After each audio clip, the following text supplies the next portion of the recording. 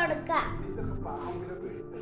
ഇട്ട് കൊടുത്തിട്ട് ഇനി നമുക്ക് ഇളക്കി കൊടുക്കണേ. കൊടുത്തിട്ട് നമുക്ക് ഈ മല്ലിപ്പൊടി ഇടാണ്. മല്ലിപ്പൊടി ഇട്ട് നോക്കാം. കുഞ്ഞോട്ട്